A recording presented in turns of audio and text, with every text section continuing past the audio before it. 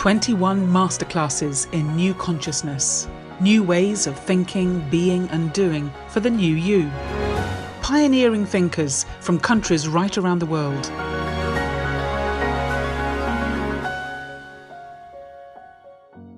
Hello, Om Shanti, and thank you for joining us for today's Masterclass, one of 21 Masterclasses in New Consciousness, new ways of thinking, being and doing in today's rapidly changing world. Now, all of us have had to get used to the new regulations that are there to keep us safe and protected physically, but are we just as attentive to the spiritual laws that are there to help us feel safe and protected and calm from within?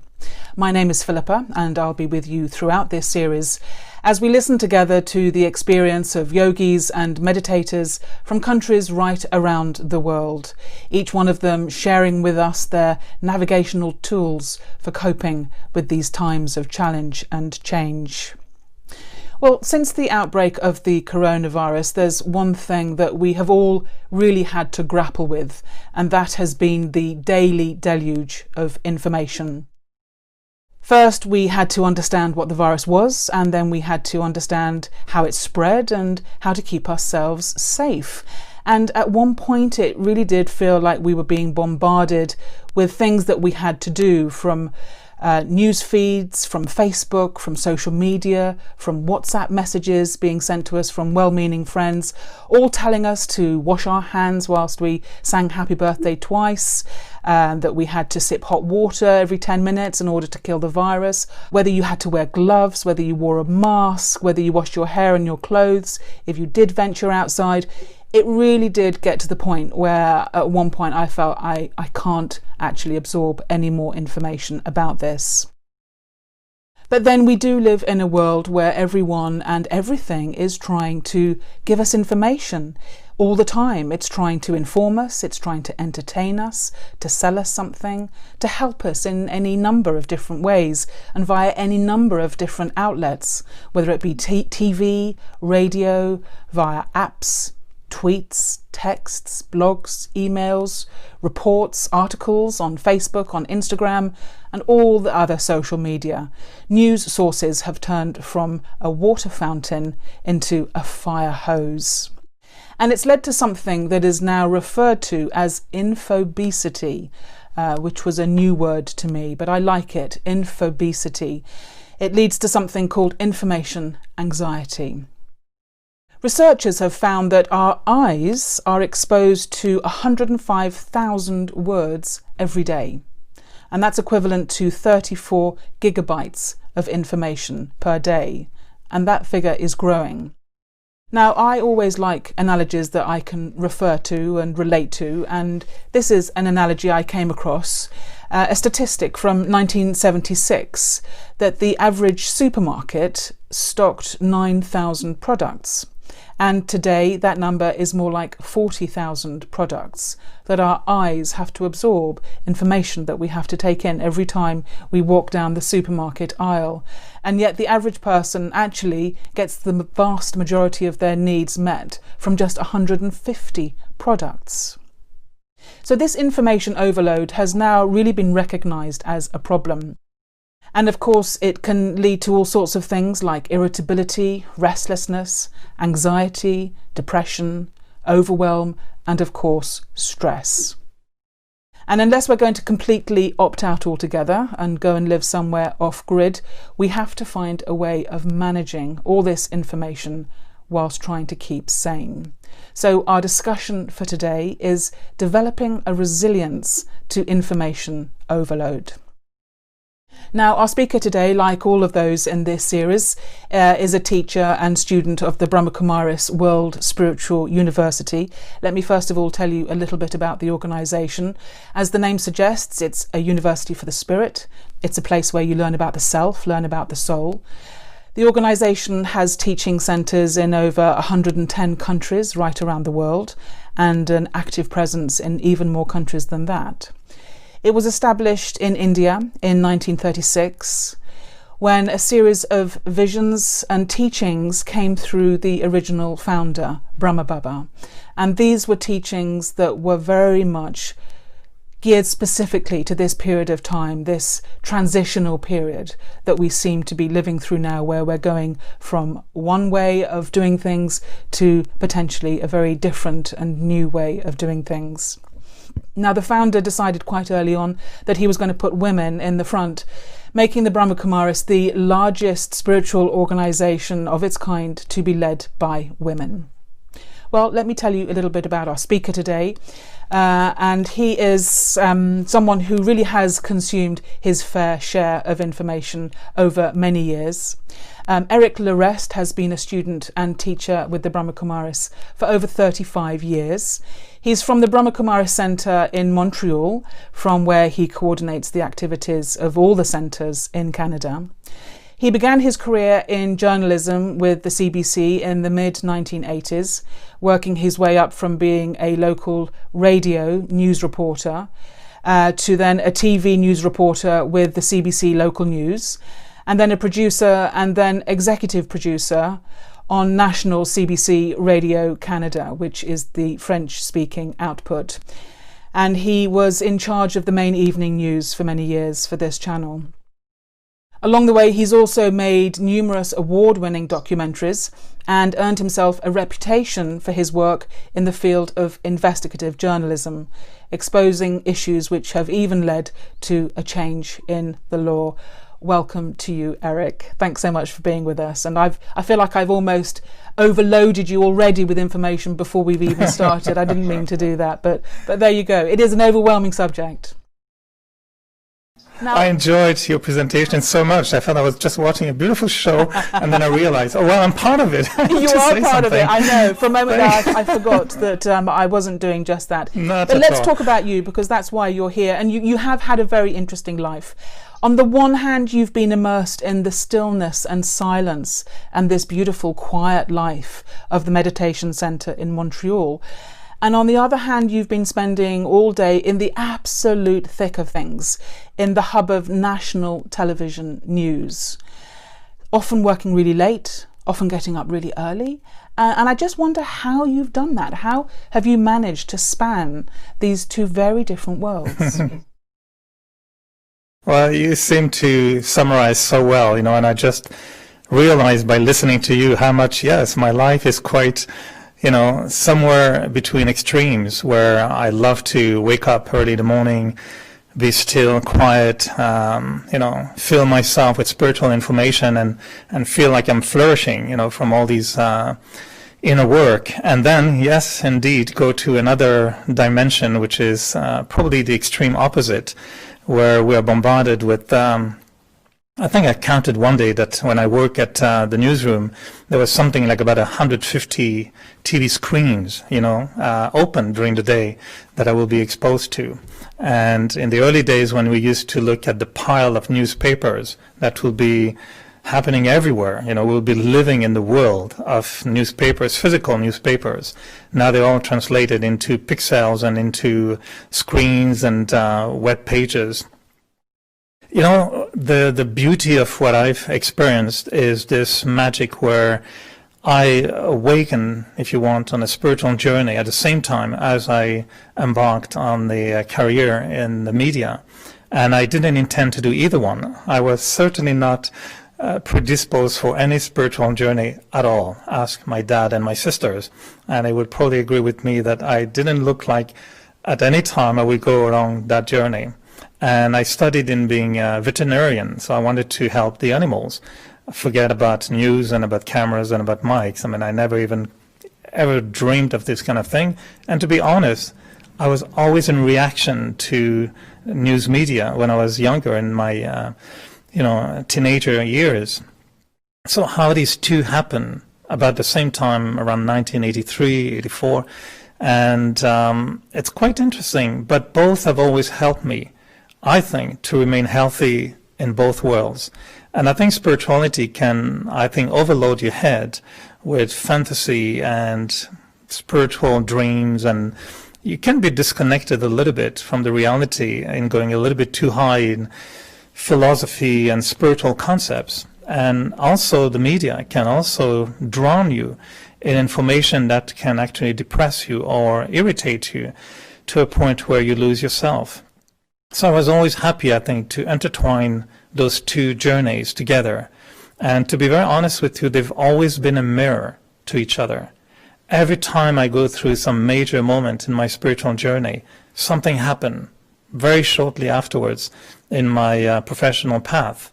And vice versa, when something happened at work, usually something happened afterwards in my spiritual journey. So I've been kind of blessed to be healthy in that way, that I like to go into silence, but I also like to go out in the noise to practice the relevance of what I'm learning in my spiritual journey. So one helps the other, one nurtures the other, and both are the mirror of each other by being the proof that they're both real and shaping my life in a way that I'm still feeling very comfortable with at the moment.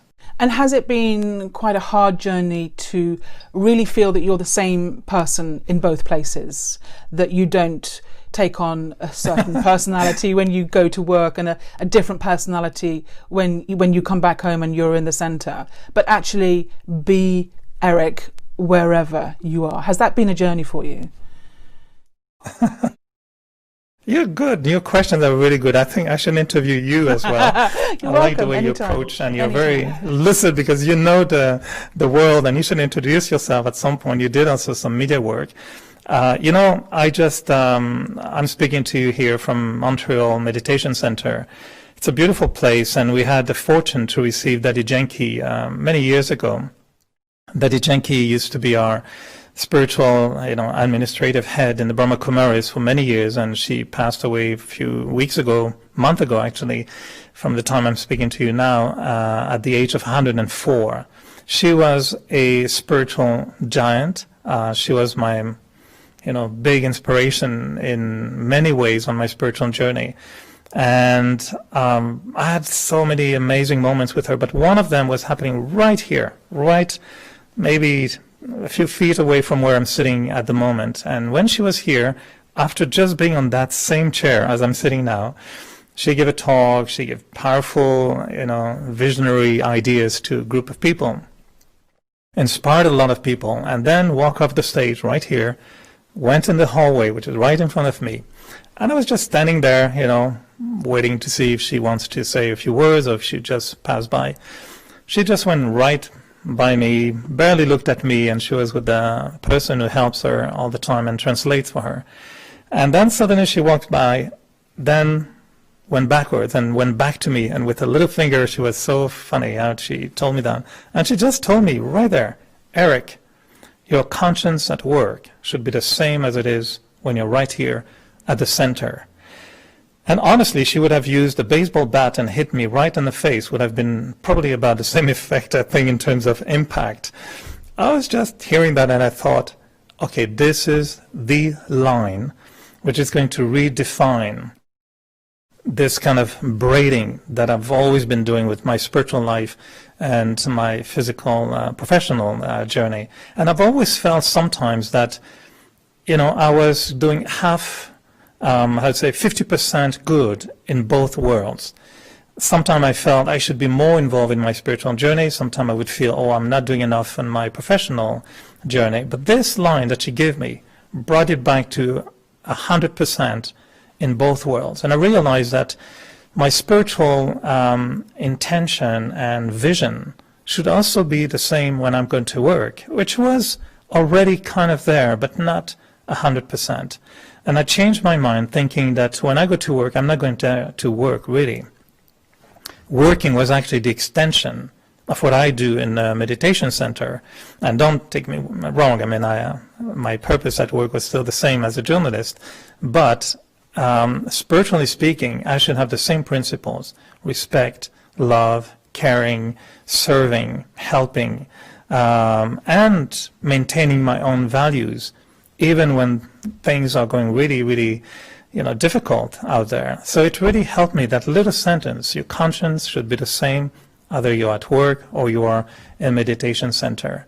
And the best image, I know it's a very cliche image, but for me it's always been that, is the lotus flower. You can pretend to be the beautiful flower that you want to be, but if you're a lotus, you may end up in kind of a muddy or stagnant water. and still remain above the water. So I've always kept that image in my mind as, yes, you can work in difficult times, difficult areas, but don't forget that you have to bloom in your mind all the time.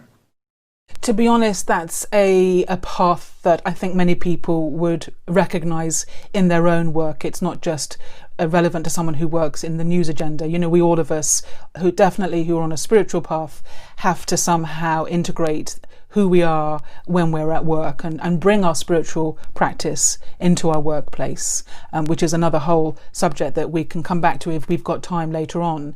But hearing you talk about what you try and bring to your workplace in terms of all those beautiful values that you laid out for us, some people listening to that might be surprised to hear someone who is the executive producer of the main television news really trying to put forward those values and believing that those are the values that are being put forward, because so many people are losing faith or they're not in step with how news is being rolled out in today's world in many countries around the world.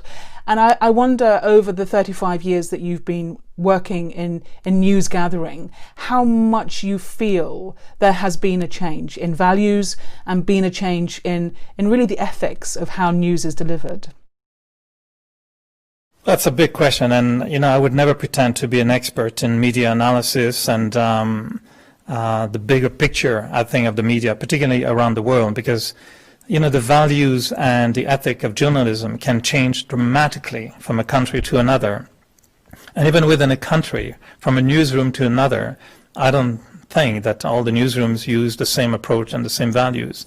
I'm very fortunate. I work in a democratic country with a very wonderful, I think, public media, the CBC, Canadian Broadcasting Corporation. We have the privilege to be independent. It's not a government media. It's funded partially by the government, but it's completely independent in terms of its editorial choices. We also work with very high standards in journalism ethics and standards for journalism. I know it's not the case everywhere. I know it's been challenged by a lot of people. It's not perfect by all means.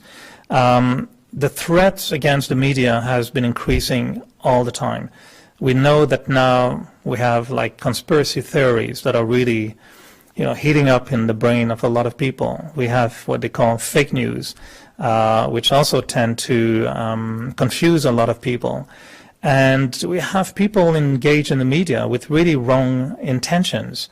And I like to compare the consumption of media information with a diet, a physical diet that we use in our day-to-day life. And I think people should pay attention to what they eat physically. And ultimately, people, I believe, are responsible for what they will be eating. Under, of course, certain circumstances. I'm aware that some countries, they don't have the luxury of choosing what they will eat. But in general, I would think that if we can choose what kind of diet we consume, in the same way, I think when we come to listen to TV or listen to radio or read newspapers, we can also discriminate. The media has been invaded by different factors that are altering their purpose, financial. I mean, the media is going through a massive crisis around the world at the moment. Some are closing down. Newspapers have gone bankrupt. They're transferring into the online media now, which is quite different. Social media has completely changed the reality. International connectedness, you can know instantly what's happening at the other side of the world. I mean, the reality today has nothing to do with the reality I think the media dealt with 50 years ago. Even when I started over 30 years ago, we had old computers with DOS system. I don't know if you even remember what it looks like, but it was, forget Windows 10 and these kind of things. It was another world. We used to receive, news on a wire that was like, coming from a mysterious satellite somewhere, and then here were the truth coming out of the wire. Everything has changed so much, but I still believe that a lot of people in the media industry have the same purpose, which is to serve the public, to serve people by bringing information that will allow a country to live in a healthy democracy. And I still believe that, particularly from public television, certainly, or public radio.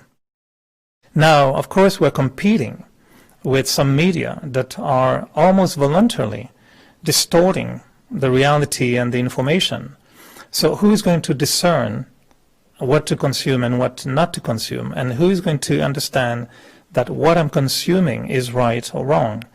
Well, I think that we, at that time, need to really do a little research on what are the choices that I have. And today, more than ever, any individual who has access to internet has, like you mentioned in your introduction, like it's going on a supermarket with not only a few hundred products, but you have thousands of products to choose from.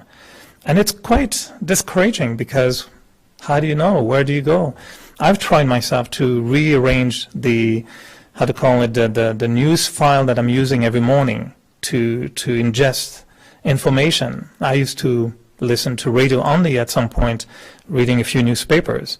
Now I have to select. You know, you go with Google, you go with other tools, and then you select your preference and what you want to pay attention to, which kind of sport you want to follow.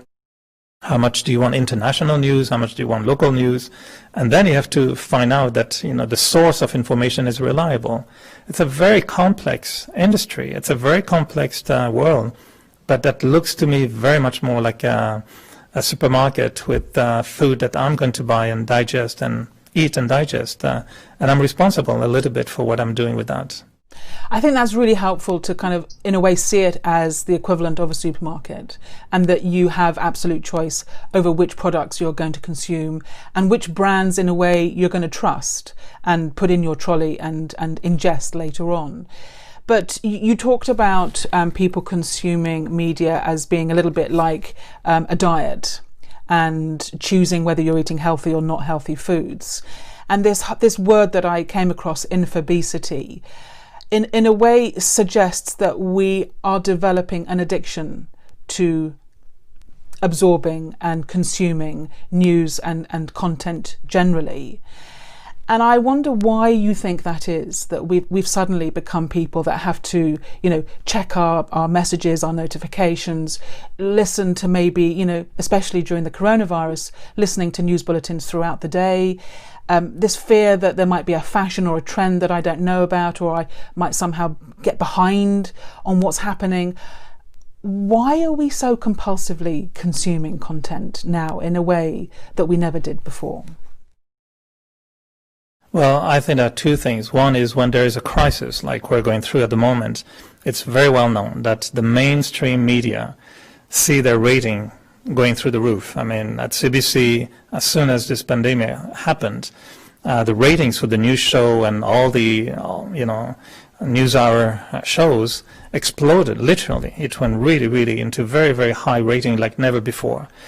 And it's, I think, healthy. People need to know what's happening. This is public information, and they have the right, and a democracy should offer truth, accurate information, useful information that will help the public to make the right choices in their life. So I think this is happening when there's a big event like the one we're going through at the moment. The other side of it is some people who become news addict, and sometimes it's because if you have a lack of inner world being, rich and vibrant and nurturing, if you're empty inside, you will look for something outside to feed you, to nurture you, to entertain you, to excite you, to make you feel like you belong to a community. And so it's very easy for people to become, I think, addicted to news and to information.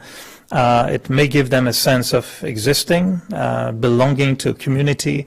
It makes you exist through some other realities. You live the life of other people because your life may not be fulfilling to you. So I think there may be many psychological reasons why people will use that as a drug, as an addictive element.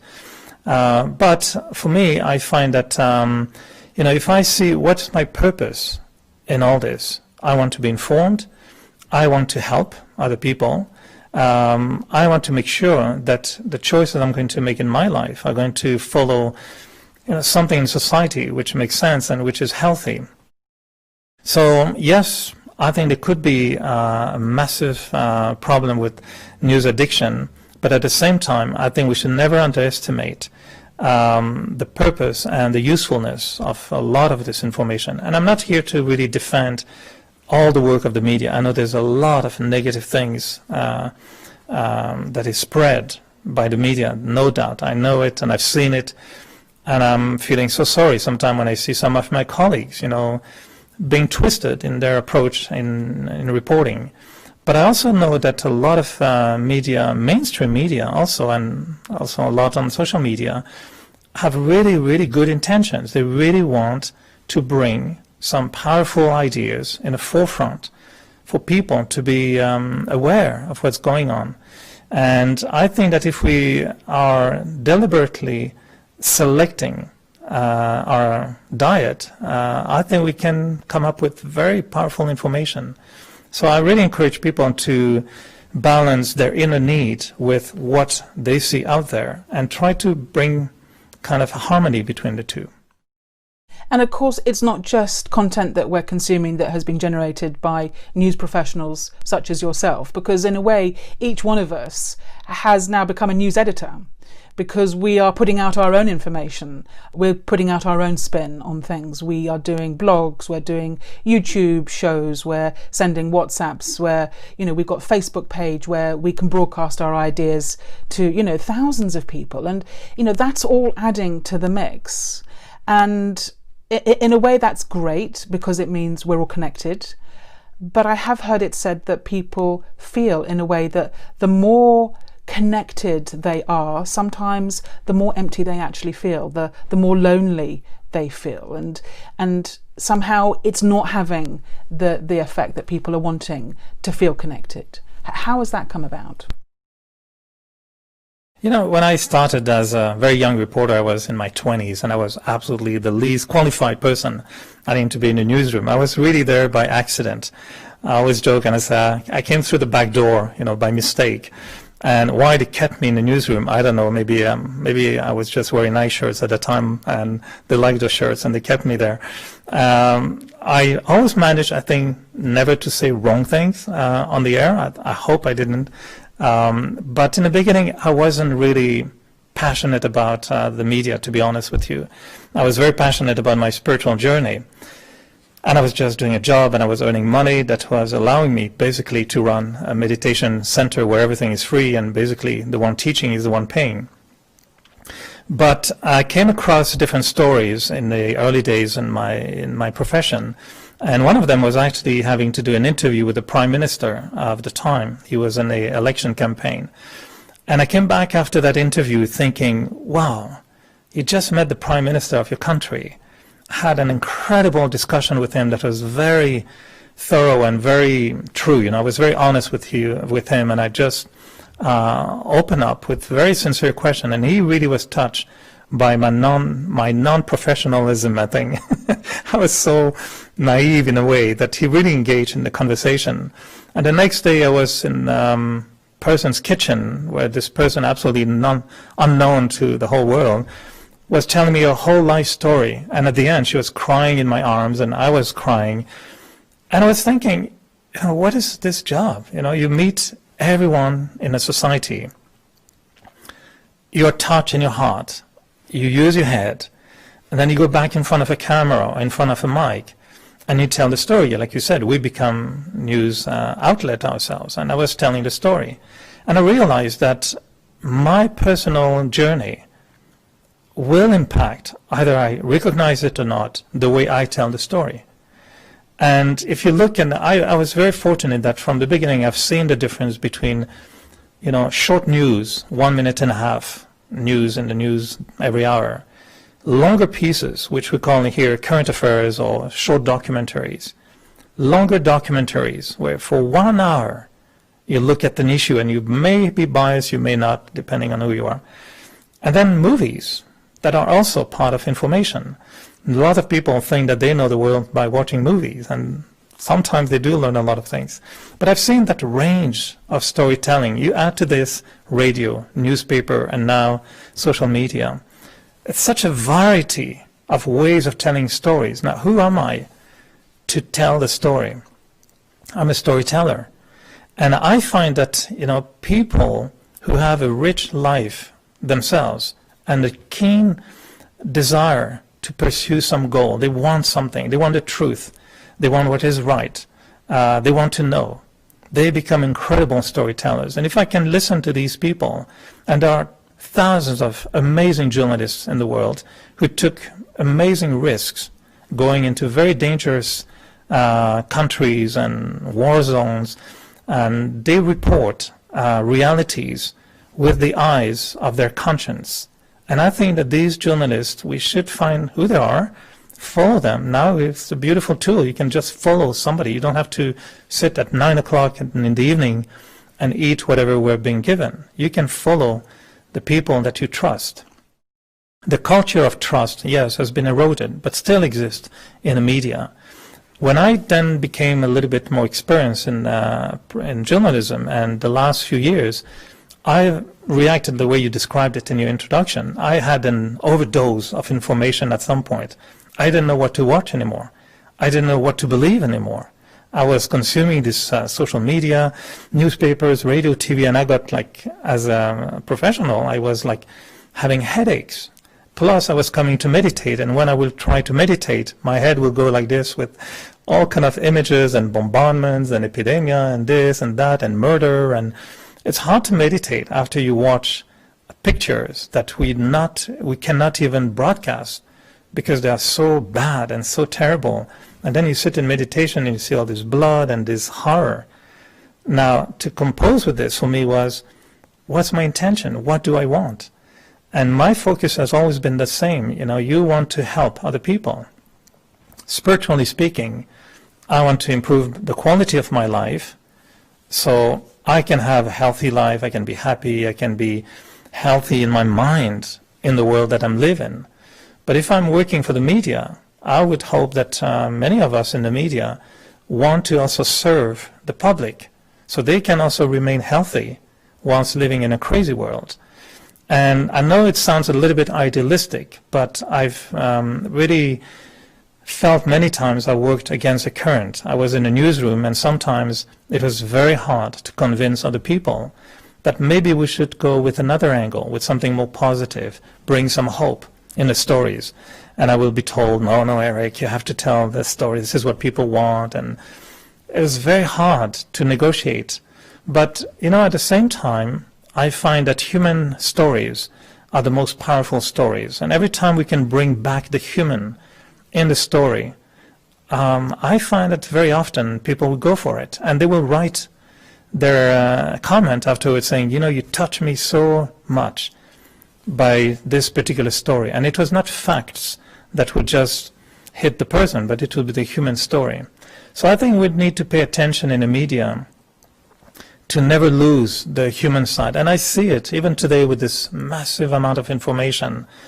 I see beautiful things happening even today in the media.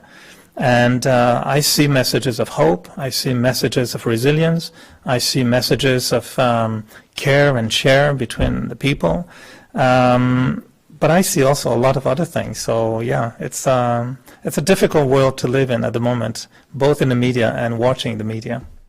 But I love this idea that you have to use your discrimination to really find the news sources that are telling a true story with a true heart, and really select those. And if you are putting out stories yourself through your own blogs or YouTube or whatever, to really take responsibility for, what message am I putting out there? Because it's all adding to the mix of what people are experiencing and feeling in the world.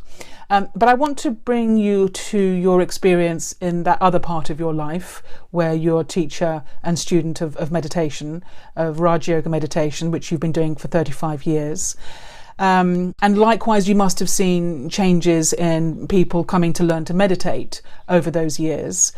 And keeping with this theme of how much information we're all consuming, and I'm particularly thinking of, the youngsters today who they don't just consume from one screen. They're on their device whilst watching the television, whilst listening to a piece of music. 3 or 4 different things coming at them at the same time is not unusual. What happens then when someone arrives at a meditation like the one you have in Montreal? How hard do you feel people nowadays are finding it to really just sit in silence and to sit with themselves, to have no input, and to really turn within and really see actually what information is coming from within themselves?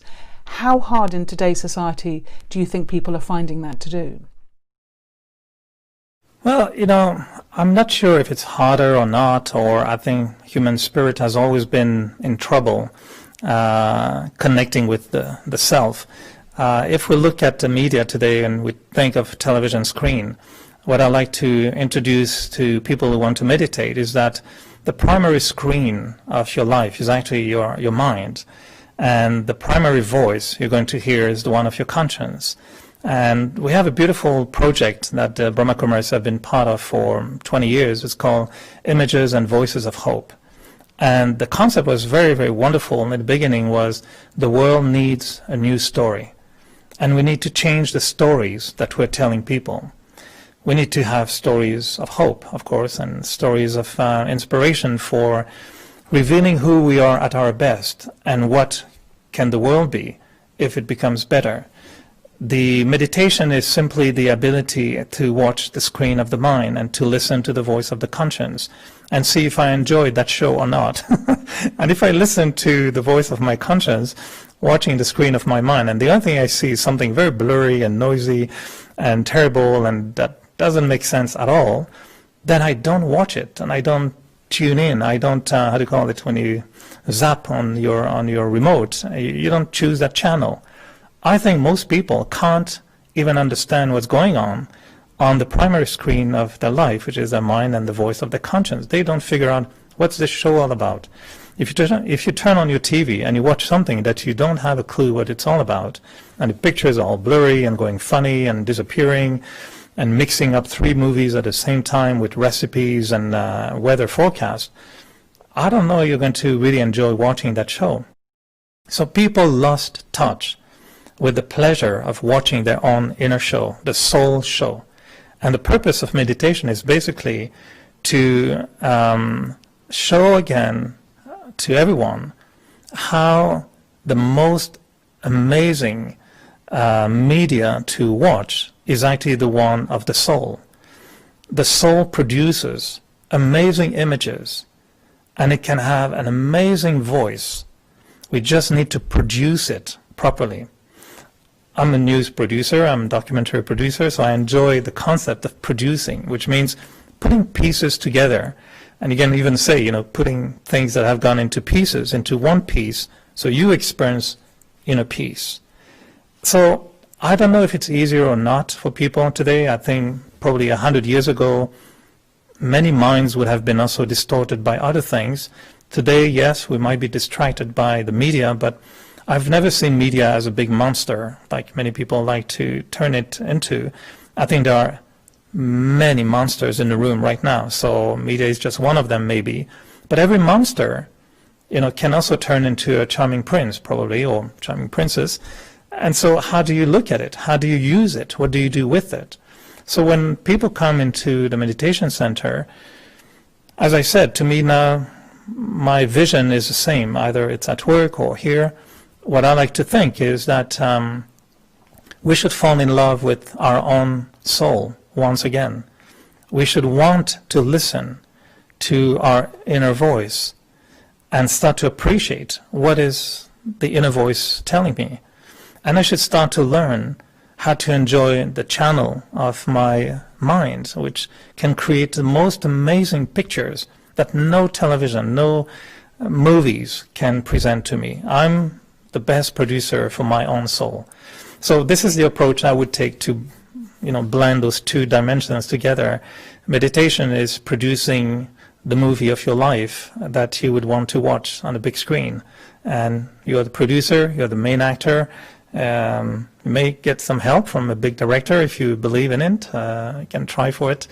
But yeah, we are producing, like you said earlier, we are our own anchors and actors of the media that we're projecting. So if we want our life to be worth watching by other people, first we should want to watch it ourselves and feel good about it. And this is the big journey that I find I've been on for many years. It's not an easy journey, to be honest with you, to be exposed to love and happiness and peace, beautiful concepts, to adopt them in your life and to become the image and the voice of hope yourself. Well, I've tried hard. It's not always easy, but the good news, there is a good news in this, is it's possible. And when it becomes a reality, to be honest with you, it's incredible.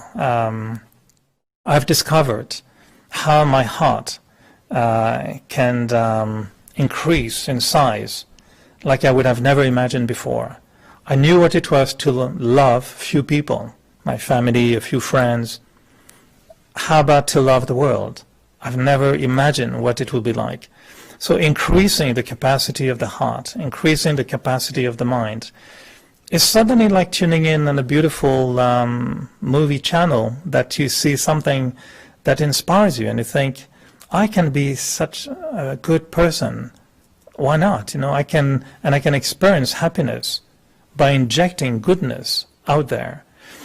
I'm not saying I can do that with all the news reporting that I'm doing. Sometimes I have to report on terrible things, and I've done many investigative stories that are not showing the bright side of society. But I always feel that if by showing the ugly side of society, I can trigger desire or motivation and inspiration to turn it around and to go for something where the values are higher, well, it also achieves a good purpose. So I don't know if it ever answers your question, but that's how I deal with incorporating also spiritual meditation into the world that we lived in, the world of the media I lived in at the moment. It absolutely answers the question, and I love this image of the screen of your own soul, the screen of your own mind. And, never mind, is it a screen that you yourself would want to watch, but would you be happy for other people to watch that? And is it beautiful and inspiring and uplifting that you'd be happy for other people to tune in and watch your own mind? But also talking about meditation, and you've talked about the story of your own conscience, but there is also this experience of silence that we have in meditation. And for many people, there is a fear around silence. It feels empty, it feels threatening, perhaps. It feels maybe even boring. And yet, when you dive into that experience, silence is actually anything but uninteresting. It's the most interesting. How would you describe that feeling that you have of just the absence of information, yes, but the absence of sound as well, and just being in silence? Well, the image I would use is actually that almost as if we first need to create a big bang to have silence afterwards. And I think to bring people into silence right away, it's rarely, working out. It's very efficient. I find the best approach is you whack them. You just create a big bang in your head, and then you allow them to experience silence. And what I mean by this is, same with information in the media. You have to give facts. You have to give ideas that will be so impactful that afterwards there's a process in the mind to digest that information. And I find that in spirituality, to tell people, don't think, stop the noise, shut down the TV, go into silence, rarely works well. Instead, the spiritual presentation that we create in the Raja Yoga meditation centers is throw some ideas that are so different from everything you've heard before that idea will create silence afterwards on its own. And I give you a very simple example. When I came to the Raja Yoga Center, I was told at some point, that you don't have a soul. And I was like, what? I've always believed that I have a soul. And I said, no, you don't have a soul at all. Who are you? You think you're Eric, and you're French, and you're Canadian, and you're a journalist, and this. and you don't have a soul. So that was a little bit of a trigger for me. And then she said, no, you are a soul, but you just happen to have a body. And that body you have is just temporary. And I know it sounds like, yeah, okay, nothing new, but to me that was a big news, that I am a soul and I don't have a soul. And I'm not male or female. I'm a soul in a male body. And I know it may sound like semantic, but actually I was intrigued. I learned in science before, and I wanted to know, what do you mean about I'm a soul? I know myself as Eric, but I don't know myself as a soul. And when I was given this idea about the content of the soul, what the soul really is, about the mind and about the intellect and about the emotions, personality, everything, well, that created a big noise in my head. That was like, whoa, I never thought of that. And it really intrigued me and it interested in me. So then when they said, okay, now we're going to meditate, I find that naturally my mind was absorbed into some of those thoughts. But those thoughts were taking me into silence. Now, if I lost my wallet and I'm thinking, where is my wallet? This is not going to take me into silence at all. So this is a noisy thought. And you can't tell someone who lost his wallet, okay, now we're going to meditate, sit down, imagine you have not lost your wallet. Everything is fine. It's not going to work. I mean, if you ever lost your wallet, forget it. There's nothing you can do until you find your wallet, or until you have to conclude you will never find it again. But thoughts create sound. So I can only understand that, yes, let's find the proper thoughts that will generate silence. And that's the approach I like very much, that I have to create my own music. I have to create my own rhythm in my head that will bring peace. So silence never comes just like that. And I think it takes a long time to quiet the mind. And instead of telling people that we're going to go really into silence, I prefer to tell them we're going to go into a type of thoughts that you're going to really enjoy. And let's entertain ourselves with the beauty of the mind. And we will find that sometimes happiness is loud, sometimes silence is loud, and sometimes everything quiets down, and it seems like now I'm entering silence. People sometimes think that they should stop their mind. They should stop thinking. It's just, well, try to stop a wild horse from running when you're on it. It's not going to stop. But to tame the horse may allow you to make it stop at some point. So I think the process of meditation is a long process of taming. I hope it's the right word, to tame the mind, to learn how to redirect the mind. And it's a beautiful adventure, to be honest with you. It's amazing what we can do in there. It's beautiful what we can watch on TV and listen on radio. But what about what I can do with my own mind? It's just that in the beginning it's rough. It's not obedient. It's mischievous. It's wild. It's crazy. But it's my mind. So how about I try to teach the mind a little bit more how to think positive first, and from positive thinking into value-based thinking, then we can approach inner silence. It's a process. Well, we've talked a lot about a number of different things. I think it's time we actually had an experience of some of those things that we've been talking about. And if it's okay with you, Eric, it would be lovely if you could just lead us into a meditation, perhaps speaking out your thoughts as you meditate, and we'll follow your thoughts, and together we can just bring some stillness and quiet to this information that we've been absorbing this afternoon. That would be just perfect. Thank you so much. Sure. Well, thank you for, again, giving me that opportunity, and invite everyone to just follow a few thoughts, which I'm going to improvise. It's just based on this particular discussion in the context of what we're talking now in terms of how I respond to the information that I'm receiving from outside. So if you want just to follow a few thoughts, I'll take you into a space which may be filled at some point with silence, but hopefully before even silence, sneaks in, maybe beauty will sneak in, and maybe some purpose will also fill the room. So just very naturally, if we sit and become quiet in the space of where we are, we pay attention to the thoughts that we create in our mind. And one of the beauty of the mind is to visualize, to create images. So I can imagine that I'm entering my inner living room, the living room of the mind. Just imagine how would the living room of the mind look like.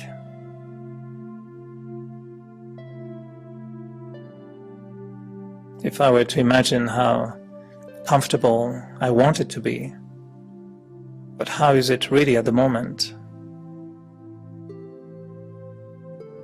And the first thing I would want to do in the living room of the mind is to open the curtains, open the windows, and allow a lot of light to come in. Beautiful, bright light. And I see the living room of my mind flooded with a beautiful light.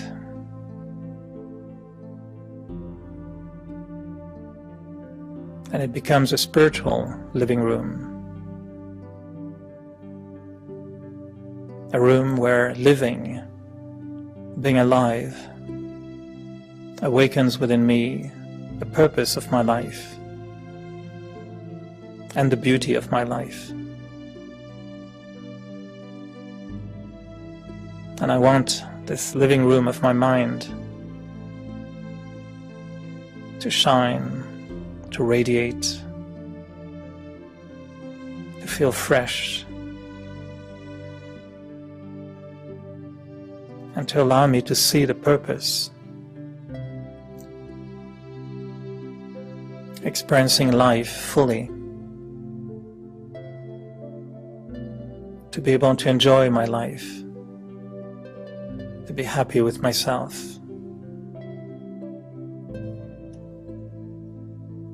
But I know that many other things can also come through the window, other forms of images and noise. So I want to select what I'm going to look at and what I'm going to allow to come in. And many people will come into my life with their own ideas, with their own stories.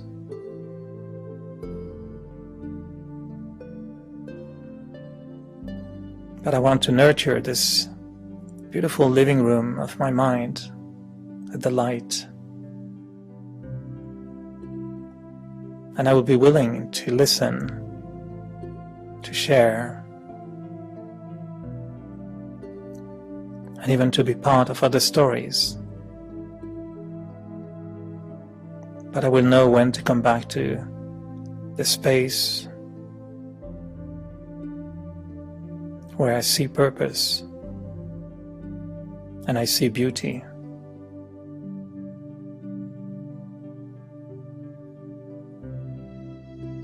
And I'm not alone in the living room of my mind.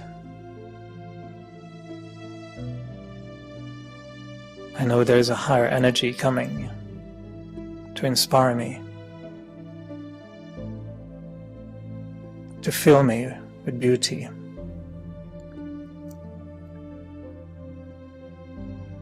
Life itself has its own magic, has its own power. And I want to feel connected. I'm not alone. I belong to a big, big story.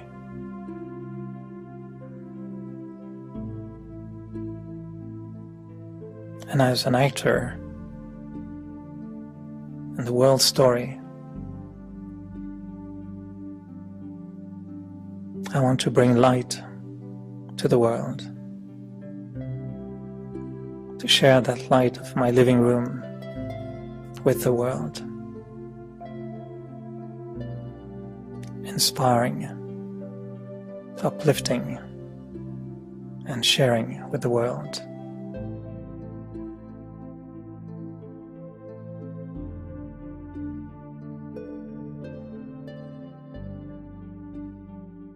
Thank you, Philippa, for bringing me here.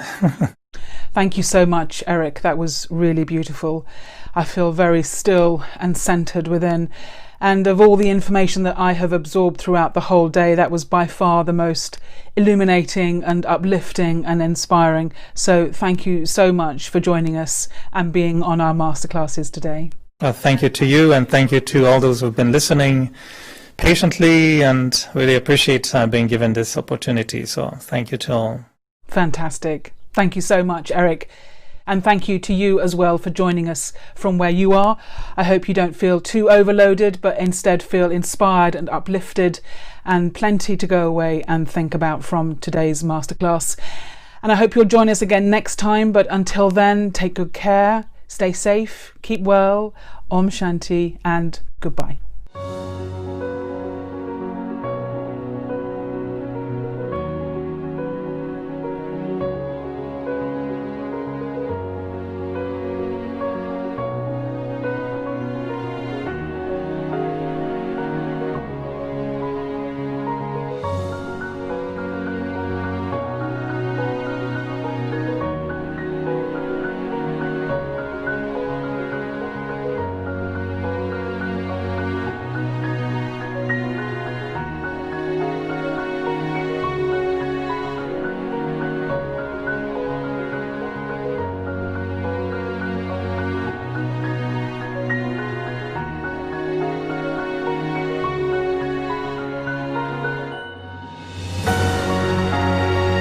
"21 Masterclasses in New Consciousness.